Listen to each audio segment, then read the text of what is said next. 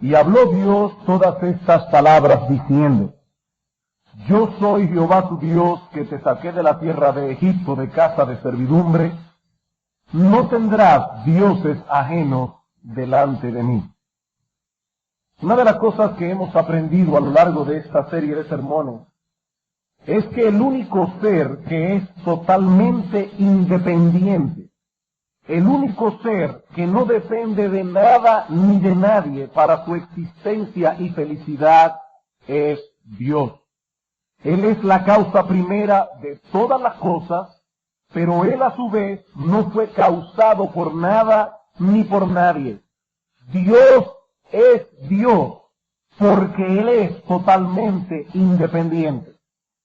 Y es el único Dios porque ningún ser vivo posee las características que Él posee y que hace posible esa independencia. Él existe desde siempre, nunca tuvo principio, nunca tendrá fin, y todo aquello que le hace glorioso y bienaventurado se encuentra en sí mismo. Por eso es Dios, el único Dios vivo y verdadero. El hombre, en cambio, es un ser totalmente dependiente. A pesar de ser la criatura más excelsa de todos los seres vivos que pueblan el planeta, creado a la imagen y semejanza de Dios, nunca dejará de ser el hombre precisamente eso, una criatura, y como tal, dependiente en todo de su Creador. Como dice el salmista en el Salmo 100, Él nos hizo y no nosotros a nosotros mismos. Pueblo suyo somos y ovejas de su prado. Por cuanto Él nos hizo, somos su pueblo, su posesión. Y no pienso que Dios esté hablando aquí en el Salmo de Israel únicamente. No olviden que el Salmo 100 comienza con una invitación dirigida a todos los habitantes de la tierra para servir y adorar a Dios. Todos los pueblos de la tierra son suyos porque Él los hizo. Pero por esta misma razón, porque somos sus criaturas, dependemos de Él en todo, como las ovejas dependen de un pastor. Pueblo suyo somos y ovejas de su prado.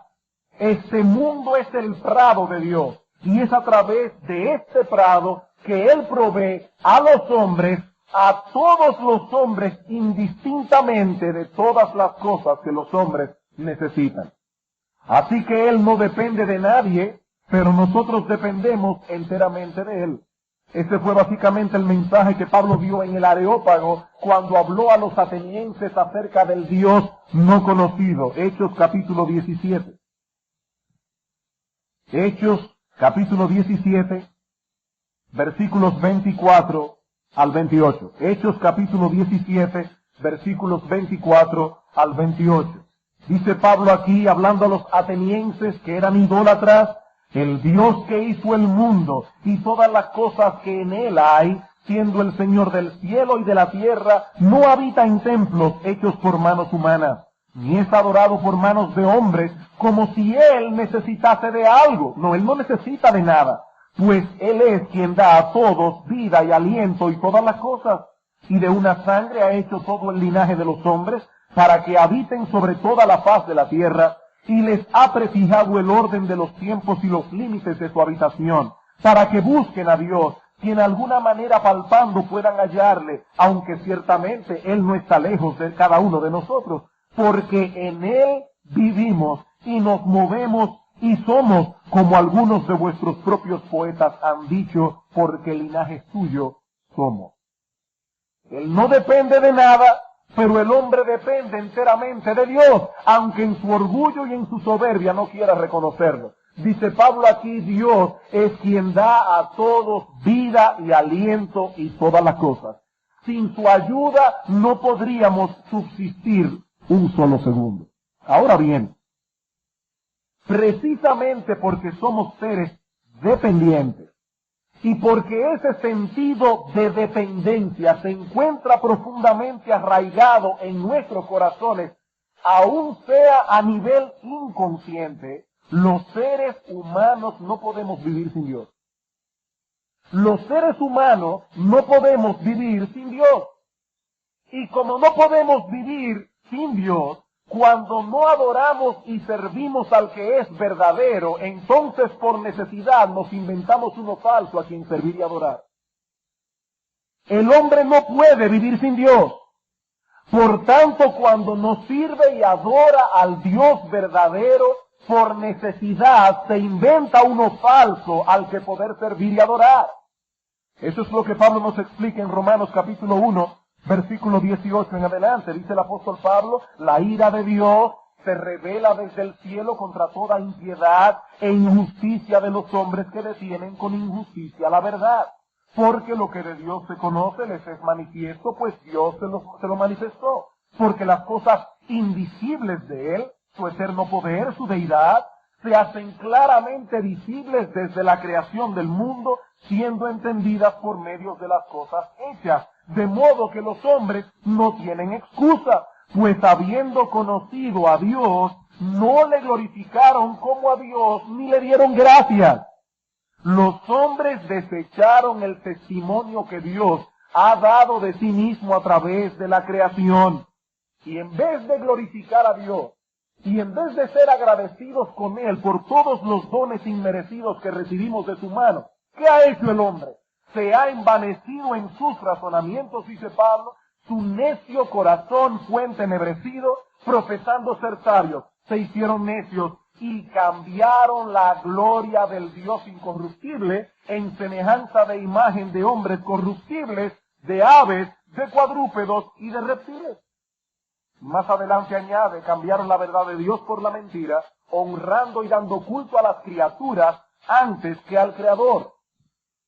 Rechazaron al Dios verdadero, pero como no pueden vivir sin Dios, el asunto no se detuvo allí, lo sustituyeron por dioses falsos.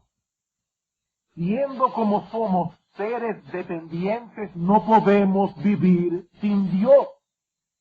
Y porque Dios conoce esa realidad del ser humano, es que Dios abre el decálogo con estas palabras: yo soy Jehová tu Dios, que te saqué de la tierra de Egipto, de casa de servidumbre, no tendrás dioses ajenos delante de mí.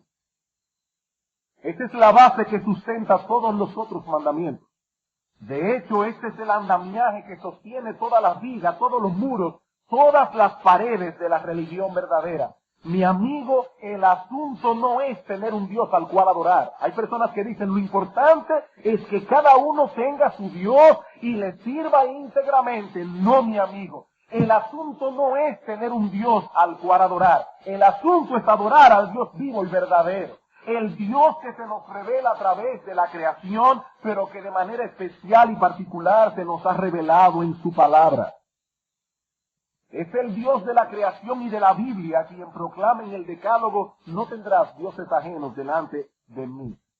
El Dios que habla en el Sinaí requiere exclusividad absoluta. Él no comparte con nadie su derecho divino a ser adorado y servido como Dios. Como dice a través del profeta Isaías: yo Jehová, este es mi nombre, y a otro yo no daré mi gloria. No daré mi gloria. Y nos preguntamos ¿por qué? ¿Por qué este exclusivismo en Dios? La semana pasada nos detuvimos a considerar este asunto, la razón que está detrás del primer mandamiento. ¿Por qué no debemos adorar a otro Dios que no sea ese que habló en el Sinaí? Por la sencilla razón de que no existe ningún otro. Porque no existe ningún otro. Dios se conoce a sí mismo. Y Él conoce todas las cosas que ha creado. Y Él sabe que no hay nada que se le iguale. Él sabe perfectamente que no existe otro Dios fuera de Él. De modo que al prohibir la idolatría, Él está actuando conforme a la verdad. Dios está diciendo a sus criaturas: no existe Dios alguno fuera de mí. No existe nadie en todo el universo que posea las características que yo poseo. No hay nadie en todo el universo que haga las cosas que yo hago. Por tanto, actuando en conformidad con este hecho incontrovertible, prohíbo que tengan otros dioses fuera de mí. Pero Dios no está actuando aquí conforme a la verdad únicamente, sino también conforme a su amor. Él no quiere que confiemos en una ilusión. Él no quiere que confiemos en una mentira cuando podemos descansar en un Dios real y enteramente confiable. Jeremías capítulo 2. Jeremías capítulo 2, a partir del versículo 9. Dice Dios aquí que el pueblo de Israel había comenzado a hablar en nombre de Baal, se habían olvidado de Dios. Y dice ahora el Señor a través de su profeta en el versículo 9, por tanto contenderé aún con vosotros, dijo Jehová, y con los hijos de vuestros hijos pleitearé. Porque pasad a las costas de Quitim, y mirad, y enviad a Cedar, y considerad cuidadosamente, y ved si se ha hecho cosa semejante a esta. ¿Acaso alguna nación ha cambiado sus dioses, aunque ellos no son dioses? Sin embargo, mi pueblo ha trocado su gloria por lo que no aprovecha. Espantaos, cielos, sobre esto, y horrorizaos, desolaos en gran manera, dijo Jehová, porque dos males ha hecho mi pueblo. Me dejaron a mí fuente de agua viva, y cavaron para sí cisternas rotas que no retienen agua. Darle la espalda a Dios para confiar en un ídolo es dejar de un lado una fuente de agua viva para depender de una cisterna rota que no puede retener el agua. Al decir en el primer mandamiento, Dios, no tendrás dioses ajenos delante de mí, Dios está preservando su gloria, pero está procurando también nuestro bienestar. La palabra de Dios advierte que los que sirven diligentemente a otro Dios serán traspasados de muchos dolores, y el Señor no desea nuestro mal, Él desea nuestro bien. He aquí entonces la razón por la que no debemos tener dioses ajenos delante del verdadero Dios. No existe ningún otro. Ahora bien, ¿qué es en esencia lo que se nos ordena en el primer mandamiento? Ya vimos su razón de ser. Veamos ahora en segundo lugar su esencia, la esencia del mandamiento.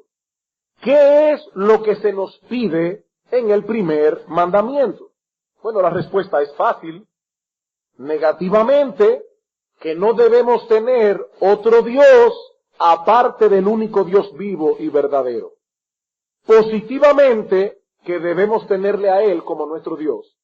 Hay un aspecto negativo, hay un aspecto positivo. No debemos tener otro Dios fuera de Dios, pero positivamente debemos tenerle a Él como nuestro Dios. Y hay muchos detalles envueltos en esto que veremos más adelante en otros sermones, pero si nos vamos a la esencia del mandamiento, esto es básicamente lo que ordena. Debemos tener a Jehová como nuestro Dios exclusivamente. Es esta idea la que está detrás del discurso de Josué en Siquem, cuando se despidió formalmente de Israel un poco antes de su muerte. Josué capítulo 24. Josué capítulo 24. ¿Cuál es la esencia del mandamiento? Debemos tener a Jehová como nuestro Dios exclusivamente. Josué capítulo 24, versículo 14 y 15. Ahora pues, dice este líder al pueblo, temed a Jehová y servidle con integridad y en verdad. Y quitad de entre vosotros los dioses a los cuales sirvieron vuestros padres al otro lado del río y en Egipto, y servid a Jehová. Y si mal os parece servir a Jehová, escogeos hoy a quién sirváis, si a los dioses a quienes sirvieron vuestros padres cuando estuvieron al otro lado del río, o a los dioses de los amorreos en cuya tierra habitáis. Pero yo y mi casa serviremos a Jehová. Josué está llamando al pueblo aquí a hacer una elección. Escogeos hoy a quien sirváis. Ahora noten, hermanos, que es una decisión radical. No puede ser uno y otro. Ni siquiera podemos tener un arreglo y decir, bueno, Dios, te vamos a dar a ti la mejor parte. No, es uno u otro. Es todo con Dios o nada con Él. Escoger a Dios por Dios es desechar todos los otros dioses. En palabras de Cristo en Mateo 6:24, ninguno puede servir a dos señores, porque aborrecerá al uno y amará al otro, o estimará al uno y menospreciará al otro. Dice Cristo radicalmente, no podéis servir a Dios y a las riquezas. No podéis. Literalmente, no podéis servir a Dios y a Mamón, el Dios de las riquezas. Si creo y confío en que Mamón, el Dios de las riquezas, una cuenta bancaria, sobre todo si es en dólares, puede darme una vida confortable y feliz, serviré a Mamón y lo amaré al punto de darle la espalda a Dios. Pero si en cambio creo y confío en que solo Dios es digno de ser amado y servido y confiado como Dios, me dedicaré a amarle y servirle a Él únicamente. Él y solo Él será el objeto de mi confianza y de mi deleite supremo. Ahora, noten algo importante aquí. Tanto en las palabras de Josué, en Josué 24, como en las del Señor, se conecta la idea de escoger a Dios con la de servirle y amarle. ¿Qué dice Josué? Versículo 14. Ahora pues, temed a Jehová, servidle con integridad, quitad de entre vosotros los dioses a los cuales sirvieron vuestros padres, y servid a Jehová. Y si mal os parece servir a Jehová, escogeos hoy a quien sirváis, si a los dioses a quienes sirvieron vuestros padres. Versículo al final, pero yo y mi casa serviremos a Jehová. 6 veces se menciona la palabra servicio en el texto en una u otra forma, en solo 2 versículos. Y lo mismo vemos en la palabra de Cristo. Ninguno puede servir a dos señores. No podéis servir a Dios y a las riquezas. Cuando hablamos de escoger a Dios como Dios, no nos referimos a un simple sentimiento religioso. Hay personas que dicen, no, mira, para mí lo más importante es Dios. Dios. Y a veces yo me pregunto, ¿cuál será el contenido que llena de significado esa palabra? Porque hasta el individuo merenguero que se para en una premiación a recibir un premio dice, doy gracias a Dios por el premio que me gané tocando merengue este año. Doy gracias a Dios. Pero hermanos, cuando aquí se habla de tener a Dios como Dios, no es un simple sentimiento religioso. Estamos hablando de una vida dedicada al servicio de Dios. Estamos hablando de reconocer que Él es el amo y nosotros los siervos, que Él es el que manda y nosotros los que obedecemos. En otras palabras, significa reconocerle como soberano, como aquel que tiene autoridad absoluta sobre nuestras vidas, y esto de forma exclusiva. Deuteronomio capítulo 6.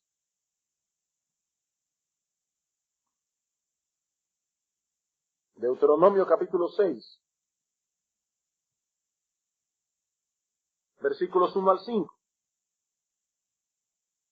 Estos pues son los mandamientos, estatutos y decretos que Jehová vuestro Dios mandó que os enseñase, para que los pongáis por obra en la tierra, la cual pasáis vosotros para tomarla, para que temas a Jehová tu Dios, guardando todos sus estatutos, sus mandamientos, los que yo te mando, tu hijo, tú, el hijo de tu hijo, todos los días de tu vida, para que tus días sean prolongados. Oye pues, oh Israel, y cuida de ponerlos por obra, para que te vaya bien en la tierra que fluye leche y miel, y os multipliquéis, como te ha dicho Jehová, el Dios de tus padres, como decíamos la semana pasada. Cuando Dios dice algo que no es para hacernos la vida más miserable, es para hacernos bien. Pero dice ahora en el versículo 4, oye, Israel, Jehová nuestro Dios, Jehová uno es. ¿Cuántos dioses hay? Hay uno solo. Como dijo cierta niña en una clase de escuela dominical, hay uno solo porque en el mundo no caben dos. Dios es demasiado grande. ¿Cuántos dioses hay? Hay un solo Dios. Por tanto, consecuentemente, amarás a Jehová tu Dios de todo tu corazón, de toda tu alma y con todas tus fuerzas. No hay lugar aquí para interferencia alguna. Todo tu corazón, toda tu alma, toda tu fuerza. Es como el amor de un esposo por su esposa, en el que no caben partes terceras. Cuando un hombre y una mujer entran en esa relación conyugal, están jurando fidelidad el uno al otro de por vida. De hecho, es interesante notar, hermanos, que cuando Dios dice, yo soy Jehová tu Dios, no tendrás dioses ajenos delante de mí. Esa frase delante de mí en hebreo significa literalmente delante de mi cara. No tendrás dioses ajenos delante de mi cara. Tener otro Dios aparte de Dios es como abrazar a una mujer delante de la esposa. Es como cometer adulterio delante de la esposa. No tendrás dioses ajenos delante de mi cara. No me ofendas, dice Dios de ese modo. No tendrás dioses ajenos delante de mí. En ese pacto nuestro con Dios no caben terceras partes. Eso es infidelidad. Él quiere de nosotros todo el corazón, toda el alma, todas nuestras fuerzas. No una parte, ni siquiera la mejor parte. El todo completo. Y eso mismo demanda el Señor Jesucristo en el Nuevo Testamento. Hermanos, si hay un argumento fuerte a favor de la deidad de Cristo es este. Cristo demanda en el Nuevo Testamento el mismo grado de fidelidad que Jehová Dios demanda en el Antiguo Testamento. En Mateo capítulo 10, versículo 37 dice el Señor, el que ama a padre o madre más que a mí no es digno de mí. El que ama a hijo o hija más que a mí no es digno de mí. Y si alguien se asombra con esta demanda, en Lucas 14:26, el Señor añade a la lista nuestra propia vida.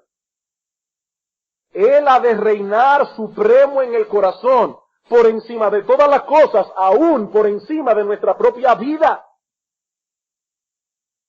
No es que sea pecaminoso amar al padre o a la madre, no es que sea pecaminoso amar a los hijos o incluso amar la vida. No dice Pedro en primera de Pedro, si alguno quiere amar la vida, haga esto, haga aquello. Debemos amar la vida.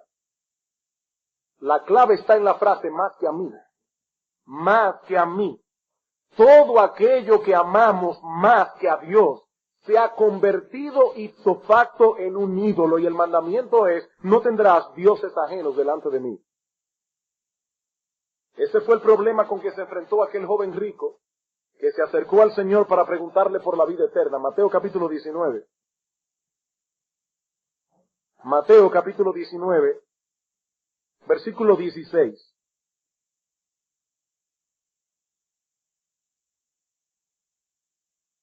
Entonces vino uno y le dijo, Maestro bueno, ¿qué haré para tener la vida eterna? Hay dos problemas en este planteamiento del joven rico. En primer lugar, que este joven no ve en Cristo otra cosa que un maestro. Un buen maestro, pero nada más que eso, un maestro. Maestro bueno, ¿qué haré para heredar la vida eterna? Y en segundo lugar, que él piensa obtener la vida eterna por esfuerzo propio. Señor, dime, ¿cuál es el bien que yo tengo que hacer para poder ganar el cielo? En otras palabras, este joven no tenía una correcta perspectiva de Cristo, ni tampoco tenía una correcta perspectiva de sí mismo. El Señor corrige ambos errores en una forma magistral. Versículo 17. Él le dijo, ¿por qué me llamas bueno? Ninguno hay bueno, sino uno, Dios. Mas si quieres entrar en la vida, guarda los mandamientos. El Señor le dice, joven, si solo soy un maestro, entonces no soy bueno. Porque bueno solo es Dios. Ahora, si aceptas que soy Dios, entonces puede llamarme bueno. Cristo está corrigiendo en la mente de este joven para que tenga una correcta perspectiva de quién era él. Pero en segundo lugar, estas mismas palabras sirven como telón de fondo para traer a la mente de este joven una correcta visión de sí mismo. ¿Deseas salvarte haciendo lo bueno? No, eso es imposible. Ninguno hay bueno sino uno, Dios. Solo hay uno bueno, Dios. Y para hacerle ver más claramente su error, el Señor lleva a este joven a darle un vistazo a su corazón. No a su vida externa, porque esa parecía que estaba en orden, sino a lo que había en el interior. ¿Quieres entrar en la vida? Guarda los mandamientos. Le dijo, ¿cuáles? Versículo 18. Jesús le dijo, por los 10 mandamientos, no matarás, no adulterarás, no hurtarás, no dirás falso testimonio, honra a tu padre y a tu madre, y amarás a tu prójimo como a ti mismo. El joven le dijo, bueno, si es eso, yo todo lo he guardado desde mi juventud. ¿Qué más me falta? Jesús le dijo, si quieres ser perfecto, anda, vende lo que tienes y dalo a los pobres, y tendrás tesoros en el cielo, y ven y sígueme. Oyendo el joven esta palabra se fue triste porque tenía muchas posesiones. Este joven creía haber guardado todos los mandamientos desde su juventud, pero estaba violando el primero y más importante de todos. No tendrás dioses ajenos delante de mí. Su corazón estaba dividido entre Dios y Mamón, y Cristo dice, eso es inaceptable. Jesús le dijo, versículo 21, ¿quieres ser perfecto? Anda, vende lo que tienes, dalo a los pobres, y tendrás tesoros en el cielo, y ven y sígueme. En otras palabras, joven, quebranta ese ídolo que adoras en el corazón, y sígueme exclusivamente a mí, y entonces serás perfecto. ¿Perfecto? ¿Perfecto en qué sentido? Para los hebreos, esta palabra no significa lo que significa para nosotros. Para nosotros alguien perfecto es una persona que no comete errores e impecable. Para los hebreos, lo perfecto era lo completo, lo íntegro, lo que no estaba dividido. Por ejemplo, se dice de Noé en Génesis capítulo 6, versículo 9, que era perfecto. Y lo mismo se dice de Job en Job capítulo 1, versículo 1. Ahora, no es que estos hombres no pecaban ni cometían errores. La idea es que tanto Noé como Job servían a Dios íntegramente. Ellos no tenían un corazón dividido, pero tristemente del joven rico no se podía decir lo mismo. En su corazón había un altar a Mamón, al Dios de las riquezas, y este joven no estaba dispuesto a destruir el altar. Ahora, no es que para seguir a Dios hay que repartir las riquezas. Esa no es la idea que Cristo quiere poner en el corazón de este joven, como tampoco quiso poner en su corazón que para tener la vida eterna había que guardar los mandamientos. Lo que el Señor quiso hacerle ver era que él no podía guardar los mandamientos. Job era muy rico, aun cuando se dice de él que era perfecto. Pero su confianza y su descanso no se lo daban las riquezas, sino el saber que tenía el favor y el cuidado de Dios. ¿Y cómo lo sabemos? Porque cuando lo perdió todo, se postró en tierra y adoró. ¿Cómo nosotros sabemos que este hombre rico en verdad no había puesto su corazón en las riquezas? Porque cuando Job lo perdió todo, se postró en tierra y adoró. La confianza de Job no estaba en sus muchas riquezas, sino en que Dios era su Dios. Job, capítulo 31.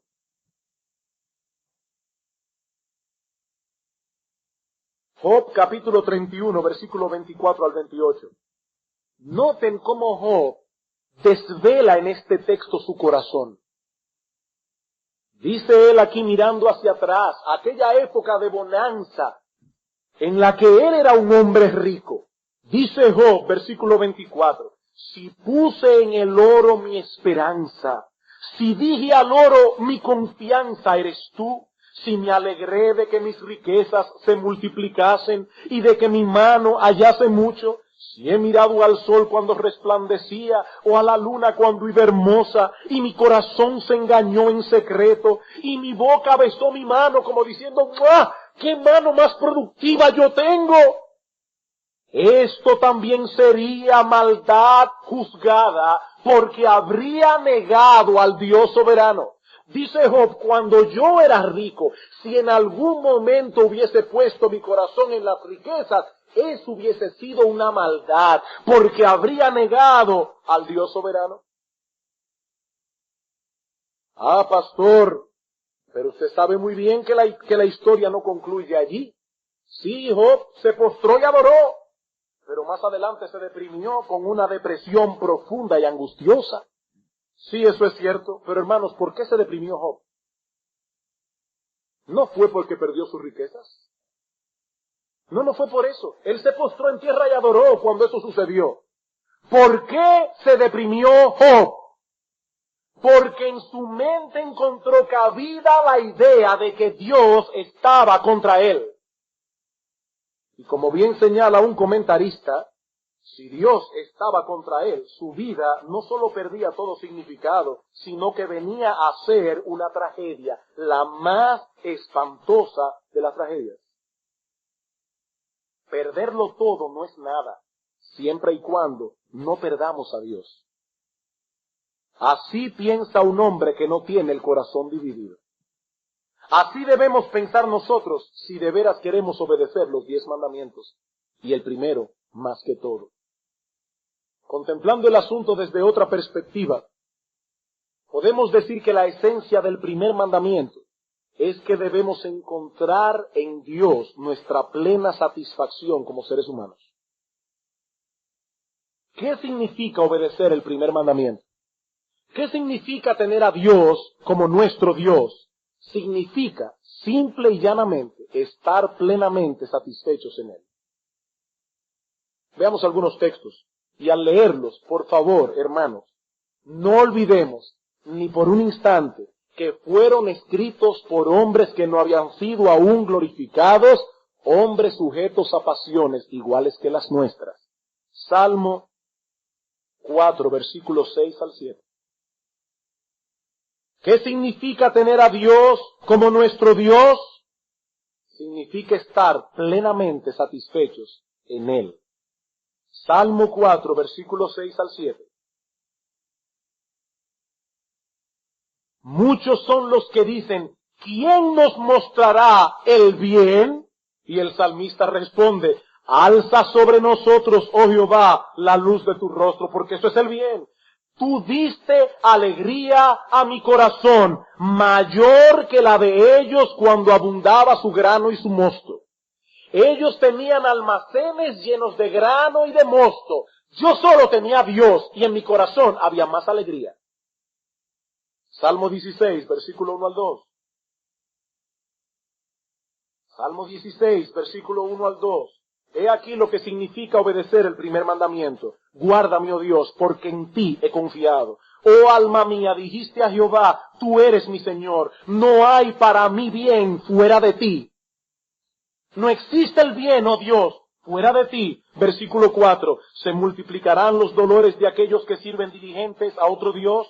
No ofreceré yo sus libaciones de sangre, ni en mis labios tomaré sus nombres. Jehová es la porción de mi herencia y de mi copa. Tú sustentas mi suerte, las cuerdas me cayeron en lugares deleitosos, y es hermosa la heredad que me ha tocado. David está mirando aquí al tiempo cuando se dividió la tierra de Israel por suerte. Y se decidió por suerte, esta es la porción de la tribu tal, esta es la porción de la tribu tal. Y David, contemplando esto en su imaginación, dice, allí en aquel momento dijeron, y esta es la porción de David, Jehová su Dios. Y dice David, qué hermosa la heredad que me ha tocado. Versículo 11.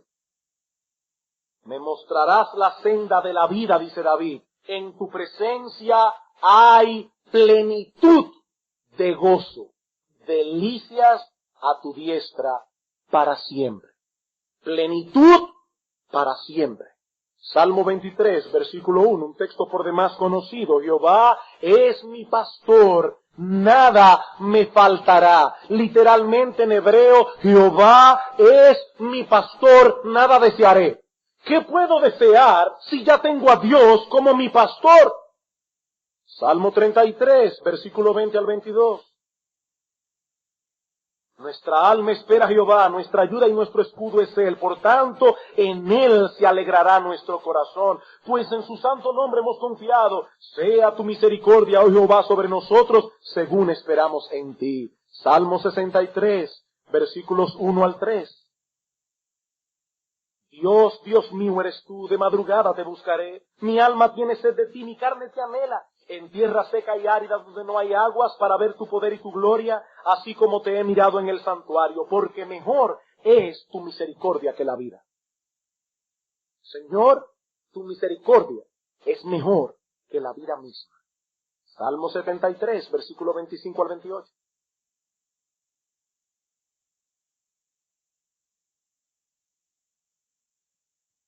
¿A quién tengo yo en los cielos sino a ti? Y fuera de ti nada deseo en la tierra. Mi carne y mi corazón desfallecen, mas la roca de mi corazón y mi porción es Dios para siempre. Porque he aquí los que se alejan de ti perecerán. Tú destruirás a todo el que de ti se aparta. Pero en cuanto a mí, el acercarme a Dios es el bien. En cuanto a mí, dice el salmista, el acercarme a Dios es el bien. Amados hermanos, amigos que nos visitan, es cuando se tiene esta conciencia que podemos decir que Dios es nuestro Dios. Tener a Dios por Dios es estar plenamente satisfechos en Él. El hombre que puede decir con integridad, en cuanto a mí, el acercarme a Dios es el bien, ese hombre conoce a Dios y lo ha escogido como su Dios. Y no debemos pasar por alto el contraste que hace el salmista entre su forma de pensar y la de muchos otros. El salmista está haciendo aquí una clara distinción entre él y muchas de las personas que los rodean. Es como si él estuviera diciendo, muchos creen que su felicidad depende de tener una buena posición social, una casa cómoda y bien decorada, una buena figura, dinero en el banco, tener lo que está de última, ser popular. Ahora, en cuanto a mí, yo no pienso así, ellos piensan así, pero en cuanto a mí, el acercarme a Dios es el bien. Su pensamiento no era modelado por el criterio de la mayoría. Él sabía perfectamente que muchos no compartían esta forma de pensar, aún dentro del pueblo de Dios, pero eso lo tenía sin cuidado, porque él había hecho una decisión. Él no tendría dioses ajenos delante del verdadero Dios. Esa es la esencia del primer mandamiento. Y nos preguntamos, hermanos, ¿qué tenían estos hombres sujetos a pasiones iguales que las nuestras? No eran superhombres. Que seguramente tuvieron que luchar con las mismas inseguridades con que nosotros luchamos por el futuro y por todas las cosas. Que seguramente sintieron en incontables ocasiones las seducciones del mundo y que sin embargo pudieron vivir a la luz del primer mandamiento. ¿Qué tenían ellos? Hermanos, la respuesta es muy simple. Tenían fe. Eso era todo. Tenían fe. Ellos creyeron realmente lo que Dios dice en su palabra acerca de sí mismo y lo que Dios dice en su palabra acerca de todas las cosas. Y como ellos veían a Dios en una justa perspectiva y veían el mundo en una correcta perspectiva, no cometieron la estupidez de confiar en las cosas del mundo dejando de confiar en Dios. Ellos tenían fe. Creían realmente que Dios era el creador de todas las cosas y que todas las cosas eran cosas creadas por Él. Y mirándolo todo a la luz de esta realidad que contemplaban por fe, a través de un proceso de pensamiento lógico, llegaron a la conclusión de que las cosas creadas no podían darle más satisfacción que aquel que las creó. Es un pensamiento lógico de fe. Y de ese modo, escogieron a Dios como su Dios antes que escoger las cosas. Hebreos capítulo 11.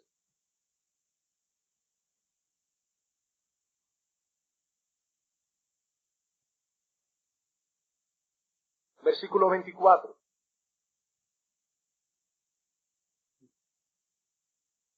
Por la fe Moisés, hecho ya grande, rehusó llamarse hijo de la hija de Faraón, escogiendo antes ser maltratado con el pueblo de Dios que gozar de los deleites temporales del pecado, teniendo por mayores riquezas el vituperio de Cristo que los tesoros de los egipcios, porque tenía puesta la mirada en el galardón. Moisés tenía delante de sí un futuro promisorio en el palacio de Faraón.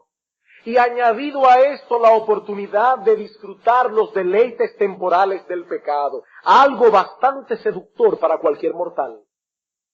Pero en cambio escogió el camino de la obediencia, aunque esto significara por el momento ser maltratado con el pueblo de Dios.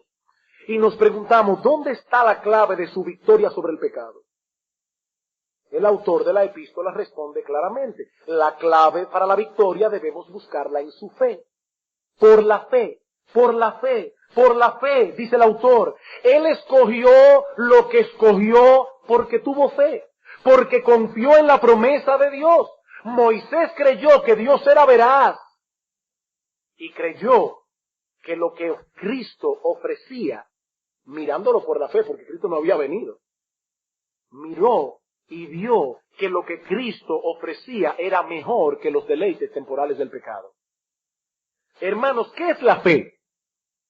Bueno, en este mismo capítulo de la epístola se nos dice que la fe es la certeza de lo que se espera.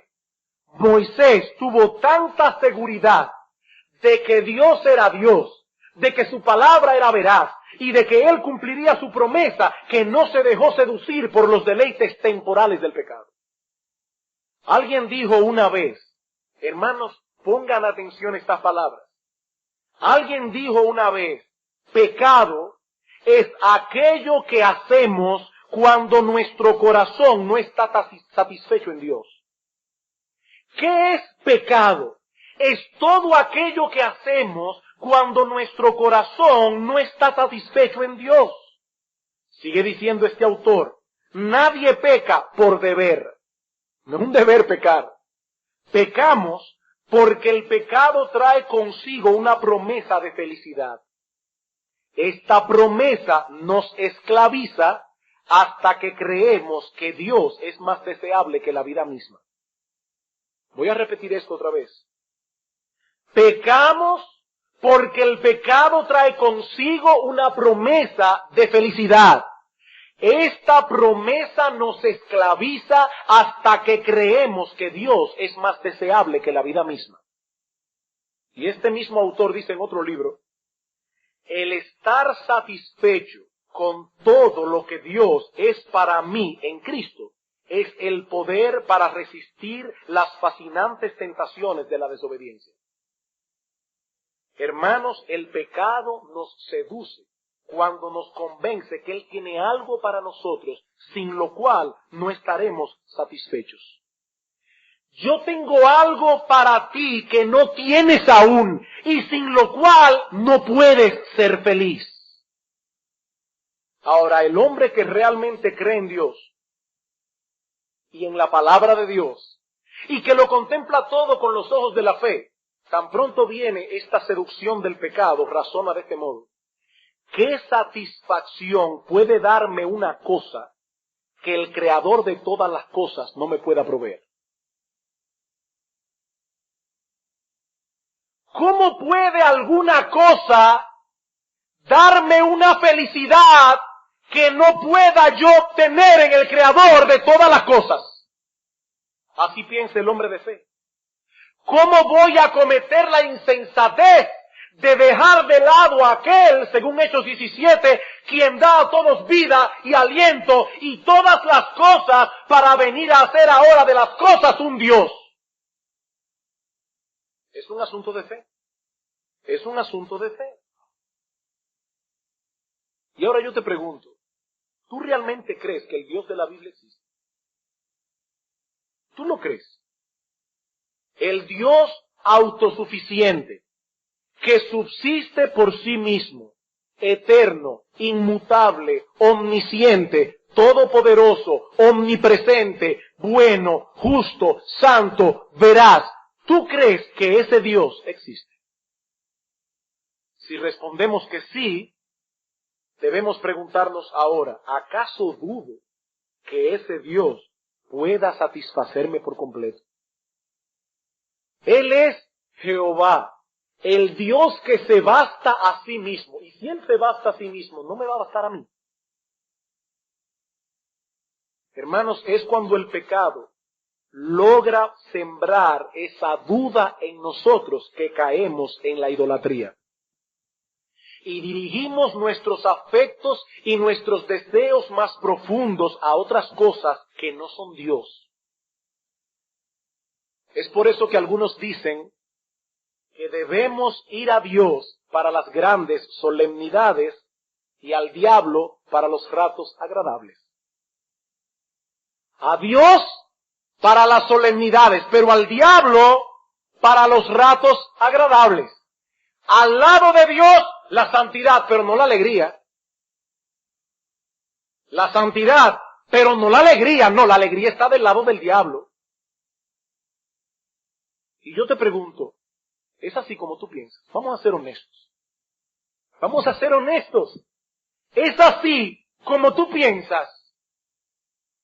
¿O crees realmente lo que Dios dice de sí mismo en su palabra y lo que Dios dice acerca de todas las cosas? Porque si de veras lo crees, no cometerás la insensatez de dejar una fuente de agua viva para tratar de calmar tu sed en una cisterna rota que no puede retener el agua. Y cuando te veas en la disyuntiva de tomar una decisión, y de un lado tengas el agradar a Dios, el servir a Dios, el hacer la voluntad de Dios, y del otro lado tengas el agradar a tu carne, y el agradar al mundo, y a tus deseos, y el tener el favor de los demás, y ser popular, etcétera, etcétera, con los ojos de la fe verás a Dios en toda su belleza y majestad, y verás al mundo en toda su pequeñez, y entonces harás una decisión correcta. Eso fue lo que llevó al apóstol Pablo a decir en Filipenses capítulo 3, versículos 7 y 8, cuantas cosas eran para mí ganancia, las he estimado como pérdida por amor de Cristo. Y cuando yo veo todo lo que yo tenía como una ganancia, hoy en Cristo, lo veo como una basura. Y la palabra literal que usa Pablo es estiércol. Dice Pablo, ahora que tengo una nueva luz, aquellas cosas que yo apreciaba, ahora las veo como estiércol. Hermanos, qué pequeñas se ven las cosas desde las alturas. Cuando uno va subiendo en un avión, no en un país como este, porque en el aeropuerto hay muchos edificios altos alrededor, pero cuando uno sale de una ciudad como Miami, o Newark, o Nueva York, y uno ve desde los carros esos edificios tan altos, mientras el avión se va elevando, uno comienza a ver la gente tan chiquita y los edificios tan pequeños. Hermanos, es desde arriba que vemos el mundo en su tamaño real. Y cuando lo vemos en su verdadero tamaño, hacemos uso de las cosas, pero no permitimos que atrapen nuestro corazón. Amado hermano, nunca olvides esto. Terminamos siendo esclavos de aquello que apreciamos. Por eso Cristo habla de servir. No podemos servir a Dios y a las riquezas, porque terminamos siendo esclavos de aquello que apreciamos. Por eso, amado hermano, la clave está en ver a Dios en toda su majestad, en ver a Dios en toda su belleza, en ver a Dios en todo su esplendor, de tal manera que estemos plenamente satisfechos en Él y solo en Él. Eso es tener a Dios por Dios. Para concluir, quisiera traer unas breves palabras de aplicación. Amados hermanos en Cristo, y hablo ahora a todos aquellos que han venido al Señor en arrepentimiento y fe, y que pueden decir con plena certeza que el Dios de la creación y de las Escrituras es su Dios. A esos hablo, amado hermano. El domingo pasado vimos que aún los creyentes genuinos pueden en un momento dado caer en el pecado de la idolatría. Los creyentes pueden caer en un momento dado en el pecado de la idolatría. Por eso el apóstol Pablo nos exhorta en 1 Corintios 10:14 a huir de la idolatría, y está hablando a creyentes. Y Juan nos advierte en su primera carta que nos guardemos de los ídolos. Tan pronto nuestros corazones se van detrás de cualquier cosa fuera de Dios, y pretendemos encontrar en esto una satisfacción y una felicidad que supuestamente no tenemos en Dios, hemos levantado un ídolo y hemos deshonrado tremendamente a Dios. Hermano, escucha una vez más el lenguaje de indignación que usa Dios en Jeremías 2.